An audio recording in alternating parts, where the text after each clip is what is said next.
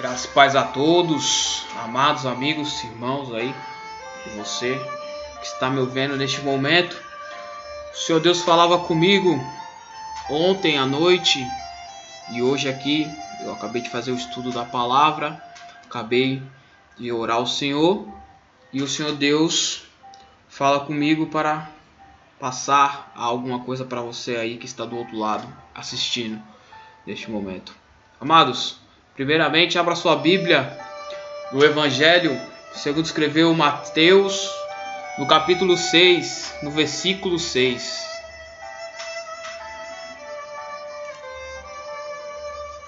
Evangelho segundo escreveu São Mateus, capítulo 6, versículo 6. Glória a Deus. A palavra do Senhor diz assim: mas tu, quando orares, entra no teu aposento e fechando a tua porta, ora a teu Deus, Pai, que está em secreto, e teu Pai, que vê em secreto, te recompensará publicamente. Já aí também abra a sua Bíblia, amados, no livro de Lucas, no capítulo 23, no versículo de número 45, onde diz assim, Lucas, capítulo 23, versículo 45, diz: e rasgou-se ao meio o véu do templo. Primeiramente, amados, aqui em Mateus o Senhor Jesus estava nos ensinando como orar. Ele estava falando que a gente podia se prostrar e orar ao Senhor de todo o nosso coração, que o Senhor ouviria e que o Senhor, Deus, nos responderia e nos recompensaria. Amados, às vezes nós não sabemos como se achegar a Deus, nós não sabemos o que fazer, mas Jesus ele já deixou aqui tudo dito. Mas tu, quando orares, entra em teu aposento e fechando a tua porta, ora a teu Pai que está em secreto, e teu Pai que vê em secreto te recompensará publicamente. Às vezes estamos passando uma necessidade, amados, e não sabemos o que fazer. Ore a Deus, ore ao Senhor. Aqui em Lucas, nós vemos Lucas 23, o véu do templo se rasgou. Mas, irmão, o que significa isso, que o véu do templo se rasgou? Amados, o véu do templo, ele era aquilo que fazia ali, era a porta que separava o lugar que ficava a presença de Deus, onde só o sumo sacerdote podia entrar. O que Deus está querendo dizer quando Jesus morre e esse véu do templo é rasgado? Que você não precisa mais de um sumo sacerdote para entrar na presença de Deus. Você não precisa mais de alguém orando, intercedendo por você para você ser abençoado, para você ter um encontro com Deus. Você mesmo, aonde você estiver, você pode se prostrar e entrar na presença de Deus. Mas, irmão, eu estou em pecado. Irmão, eu não sou digno. Você não é digno, amados? Abra a sua Bíblia agora aí no livro dos Atos, no capítulo 8. Atos dos Apóstolos, capítulo 8, versículo 1, 2 e 3, onde a palavra diz: e também Saulo consentiu na morte dele, e fez-se naquele dia uma grande perseguição contra a igreja que estava em Jerusalém, e todos foram dispersos pelas terras da Judéia e de Samaria, exceto os apóstolos. E uns homens piedosos foram enterrar Estevão e fizeram sobre ele grande pranto. E Saulo assolava a igreja entrando pelas casas e arrastando homens e mulheres, o encerrava na prisão. Amados, você sabe quem era Saulo, amados? Saulo depois se tornou Paulo, o apóstolo Paulo. Antes da sua conversão, Paulo se chamava Saulo. E ele perseguia os cristãos, ele perseguia a igreja, ele matou muitos cristãos, ele matou muita gente que era servo do Deus vivo. E um dia, indo perseguir esses cristãos, no meio do caminho, Saulo se encontra com Jesus. A palavra diz que uma grande luz veio e era Jesus Cristo ali. E Saulo caiu do cavalo e ficou cego. E o Senhor falou: Saulo, por que me persegues? E ali começa a conversão de Saulo. E ali Jesus muda o nome dele para Paulo. E ali começa o chamado desse apóstolo que se tornou um grande apóstolo, que escreveu grande parte dos livros do Novo Testamento. O que venho dizer aqui, amado, para você: não deixe Satanás entrar na sua mente e dizer que você não é digno. Porque com certeza você não fez coisas piores do que fez Saulo, que matava o povo de Deus, que perseguia o povo de Deus. Com certeza você não blasfemou mais contra Deus do que Saulo, que perseguia os cristãos ali e matava os cristãos. Com certeza você não pecou mais do que Saulo, que matava, eu repito, matava o povo de Deus.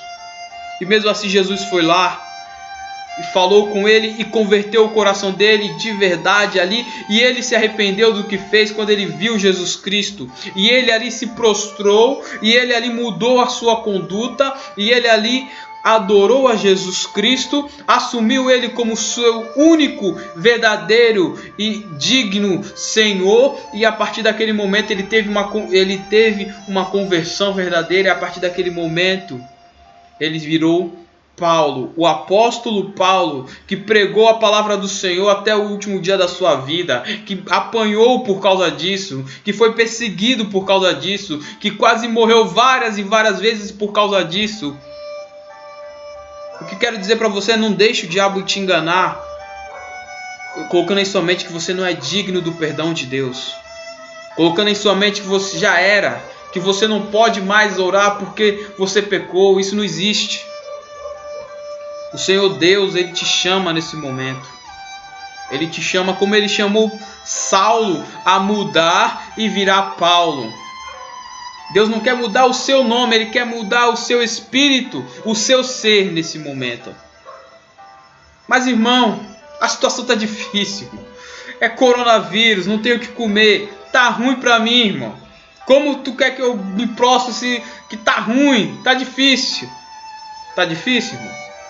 Abra sua Bíblia aí no livro do Apocalipse, no capítulo 1, no versículo 9. Livro do Apocalipse, capítulo 1, versículo 9. Vamos ver aqui um irmãozinho aqui também que a situação dele não estava muito boa. Livro do Apocalipse, capítulo 1, versículo 9. Eu, João, que também sou vosso irmão, e companheiro na aflição e no reino e paciência de Jesus Cristo, estava na ilha chamada Patmos, por causa da palavra de Deus e pelo testemunho de Jesus Cristo. Bom, primeiramente, para entender essa palavra, nós temos que entender o que era a ilha de Patmos. A ilha de Patmos era um lugar onde apenas os piores malfeitores da época iam. A ilha de Patmos era um lugar onde só os piores iam, porque era uma ilha sem saída, cheia de bestas feras, onde o prisioneiro era jogado ali exatamente para morrer. Essa era a situação que se encontrava João por pregar a palavra de Deus.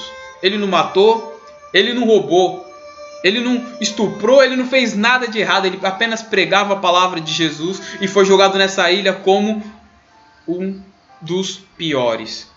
Ele olhava para um lado, olhava para o outro, só via a besta fera querendo matar ele. Ele não tinha saída, ele não tinha amigos, ele não tinha nada. Nada. E aí foi nesse lugar onde ele recebeu a revelação do livro do Apocalipse. Foi nesse lugar onde ele foi ali, onde Jesus veio e mostrou para ele tudo o que mostrou no livro do Apocalipse. Foi nesse lugar onde o apóstolo João teve ali, talvez aí, a sua visão mais poderosa, onde ele teve o maior encontro com Deus na vida dele, que ele foi elevado aos céus, viu coisas celestiais, onde ele teve várias revelações. O lugar que você se encontra, a situação que você se encontra é pior do que a de João. Você está correndo esse risco de vida no meio, você está sendo perseguido por fazer o certo, como João estava. E ainda que esteja, o Senhor Deus, ele te diz aqui que se você se prostrar, se colocar no seu lugar, se colocar no seu lugar de filho, no seu lugar de servo, Ele pode e Ele vai entrar com provisão na sua vida. Aleluia. Então, irmãos, não há motivo para você não aceitar a Deus, se você quer aceitar a Deus. Não há, eu pequei demais. O Senhor Deus, ele perdoa os seus pecados, se você se arrepender. Não há, irmão, está difícil a situação. Deus, ele vai mudar a sua situação. Porque João, ele estava em Patmos, mas ele não morreu em Patmos. Ele voltou ali e morreu na sua cidade. João, inclusive, foi o único dos apóstolos que não teve uma morte martirizada, né? Ele foi o único que morreu por velhice. E foram muitas tentativas para matá-lo. Foram muitas e muitas tentativas para matá-lo. Mas o Senhor Deus o sustentou ali até o final. E fez ele escrever esse livro maravilhoso que é o Apocalipse. Então, irmão, o que o Senhor me falou e que eu quero falar para você é isso. Onde você estiver aí, dobre o seu joelho. Peça perdão, porque Deus é fiel para perdoar. O Senhor Jesus falou que o Filho do Homem tem poder para perdoar os pecados.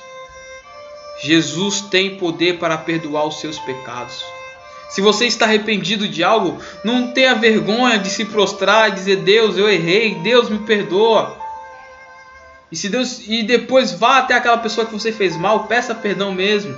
Se você está arrependido, peça perdão, não tenha vergonha. Você não tem nada a perder, você só tem a ganhar. Se a situação está difícil, proste-se perante o Senhor, porque Ele vai te ajudar. Eu não tenho dúvidas que o Senhor Deus vai entrar com provisão na sua vida. Eu não tenho dúvidas, amado. E queria deixar aqui essa palavra que o Senhor Deus me mandou. Estar agora terminando aqui com uma oração para que Deus venha estar entrando no seu lar, na sua vida, no seu coração. Soberano e eterno Deus, ó Deus Pai, Deus Criador dos céus e da terra e de tudo o que há. Obrigado, Pai, por falar em o nosso coração. Obrigado, Senhor, pelo Senhor ser Deus em minha vida. E gostaria, Pai, que o Senhor fosse Deus na vida desse povo, Pai. Ó Deus, em nome de Jesus, entra, meu Pai, com a providência na vida, meu Pai, dessa pessoa que está ouvindo. Ó Deus, em nome de Jesus, entra com o perdão na vida dessas pessoas, ó Pai, que precisam ser perdoadas. Ó meu Pai, em nome de Jesus, que como houve ali a conversão de Saulo para Paulo, que o Senhor venha converter esse coração, que o Senhor venha converter, meu Pai, essa vida, que, ó Deus, em nome de Jesus, venha ser vista a diferença, Pai, nesse ser, que venha ser vista a diferença nessa vida, que o Senhor Deus venha, ó Deus, está entrando, meu Deus, e promovendo este homem, esta mulher, a Filho de Deus. Ó Deus maravilhoso e santo, eu te agradeço desde já, Pai, na certeza da minha vitória, em o nome de Jesus. Em nome de Jesus. Que a graça e a paz esteja com todos. Amém e amém.